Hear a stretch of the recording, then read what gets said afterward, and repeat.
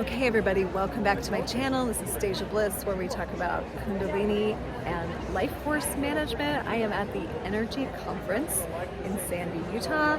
At my booth, I've got this energy coaching sign up here, and I'm going to be talking to a few of the other vendors and educators on the subject. So let's get out here and see what's going on.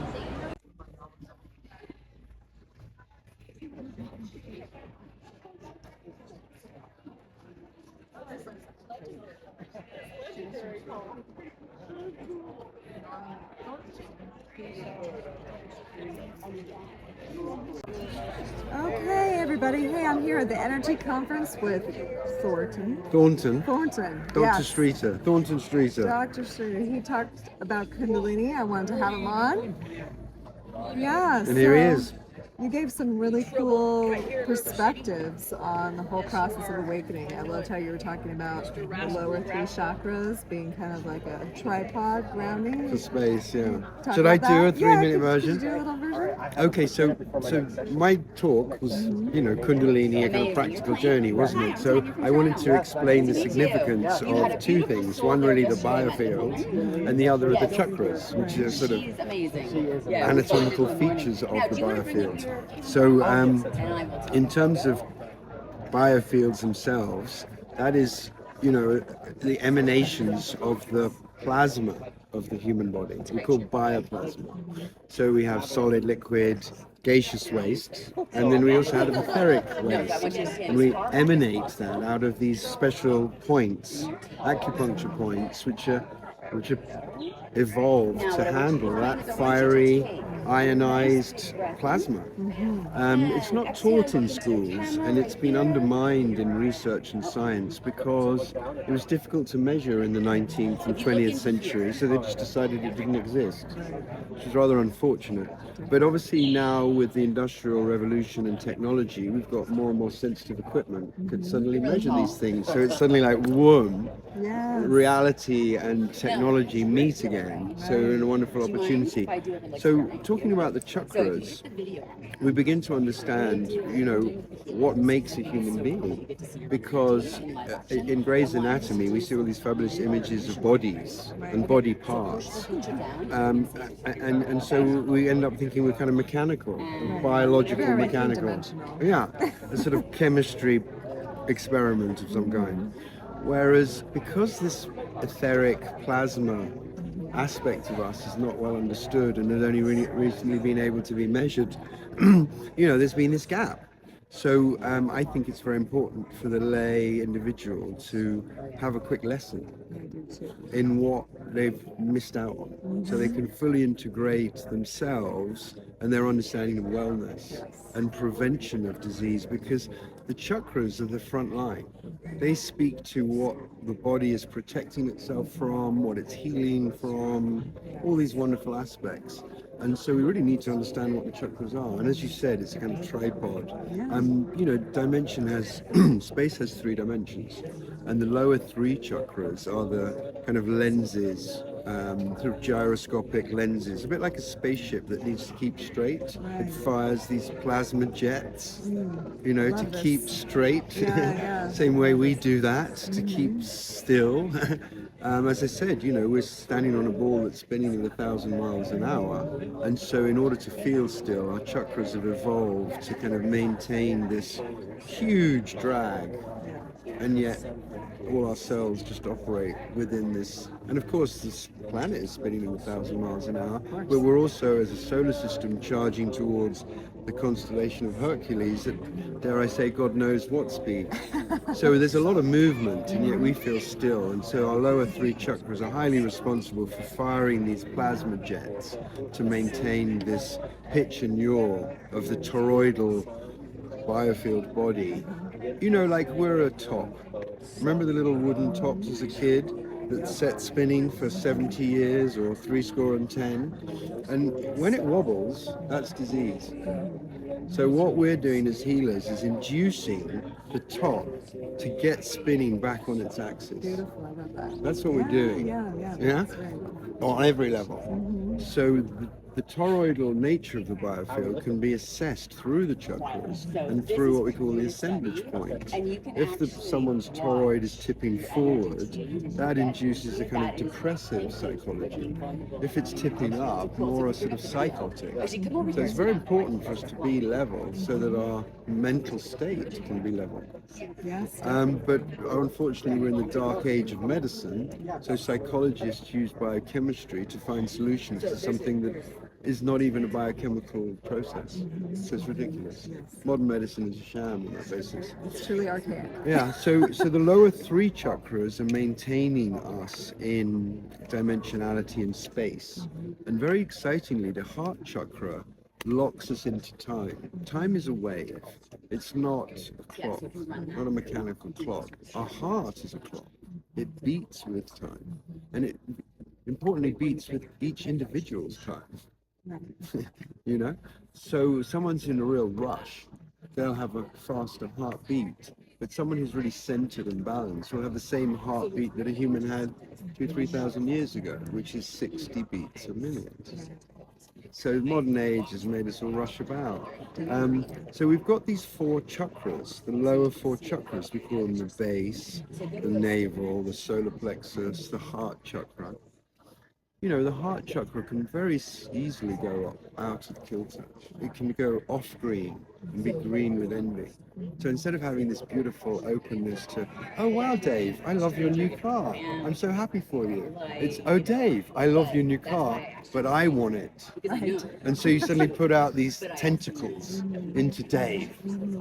And so you're all scrambling yourself because you're spreading yourself like a slug instead of being tight and in and just sending out love that you don't need back, sending out joy that you don't need back. Because you're being fulfilled from the universal source. Totally, yeah. Well, that's ironic because the crown chakra has an aperture and it opens like a sort of magic box depending on how much humility you have.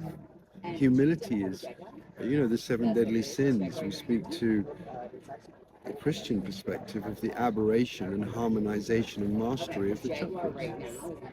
It's a beautiful parable, it really is.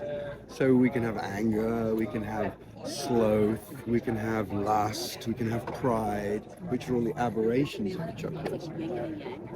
Or we can, I mean, celibacy, celibacy is something we need to do. You know, we're here to breed. But celibacy is sometimes needed for that, like a check-in, for the amrit, the sort of sacred nectar we call cerebrospinal fluid to well up, so that our magnetic energy can be visible to others. That's a beautiful way of putting it. I love that. So that our cerebral spinal fluid can build up and give the radiance and magnetism. Yeah, I mean, you take a pill of ecstasy, it sucks the living daylights out of your cerebral spinal fluid. Have a great time for a few hours. So it's important for us to understand what we need to nurture and what we can give away. So what we can give away is all that divinity that's flooding into our crown chakras. Because if we hold on to it, it's like a battery. How much shit can you hold on to? Whereas if you're just like a fireman hosing around the streets, more and more comes through. So it's a very dynamic process based on your choice to contribute. Beautiful. So you have technology here at the show. Right. We're sitting in it right now. Maybe we could show like a quick. Yeah, of course. Well, why don't you grab some of those things over there in the plastic folders? Yeah, the three looking. Yeah, any of those. Yeah, because they're going to get a code. Make sure it says Soul Mirror on it. This is a very exciting moment. Yeah, okay. So scan this code, everybody, with your phone. Pause the video, scan it. I don't know whether you can read the password and the username back to front, but it's SM3, small letters. And what you're now going to have in your phone is the latest technology to scan your biofield, your aura, if you like. And there are two modes. You'll see one says Chakra and the other says, well, it doesn't say anything, but it's Biofield. And so take a picture of your face and see where there are pink spots or asymmetries.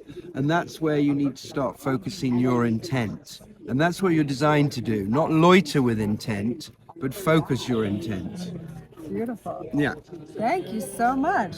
Such an honor to have you here. Not at all. My Yeah, pleasure. yeah, thank you very much. Let's do more. All right, peace.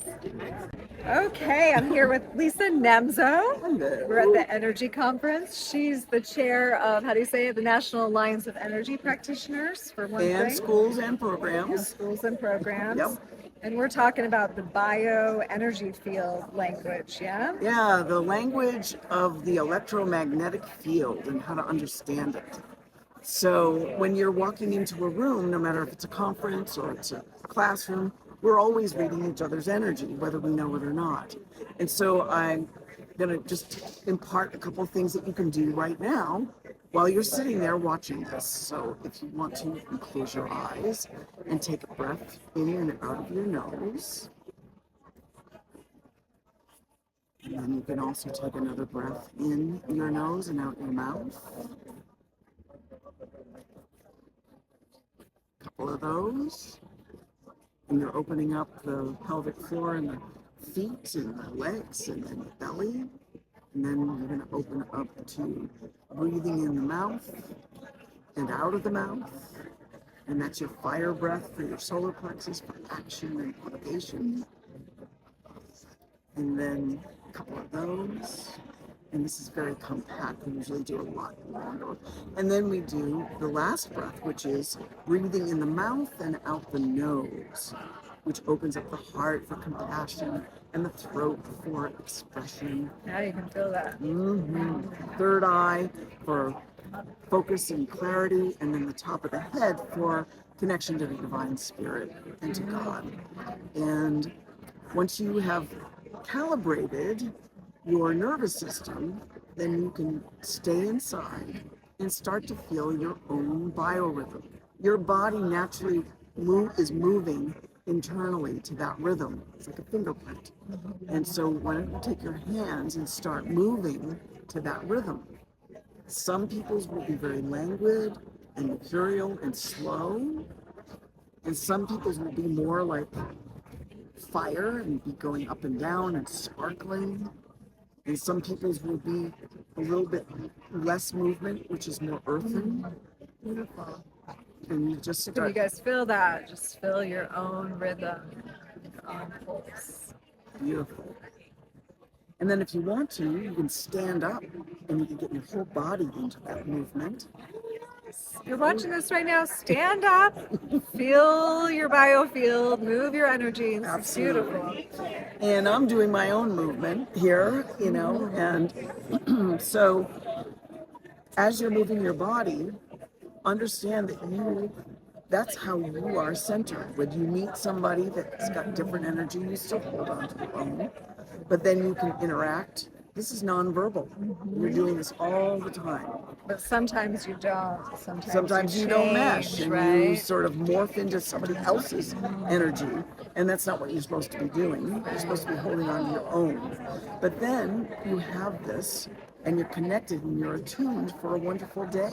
Beautiful. This is beautiful. Thank you so much. So I hope you try that. Rewind, listen to that again, feel your biofield. Thank you so much, Lisa. Thank you for having me. Yeah, absolutely. I'll Wonderful. put your information. If you are an energy healer or practitioner, you want to get on this list. This protects the rights of all energy workers all over the nation. So you definitely want to do this. So we'll put your Thank you information so below. much. Thank All you so right. much.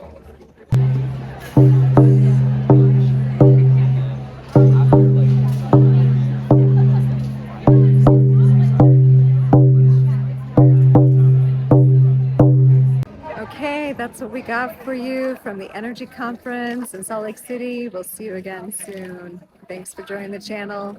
See you next time. I love you and namaste.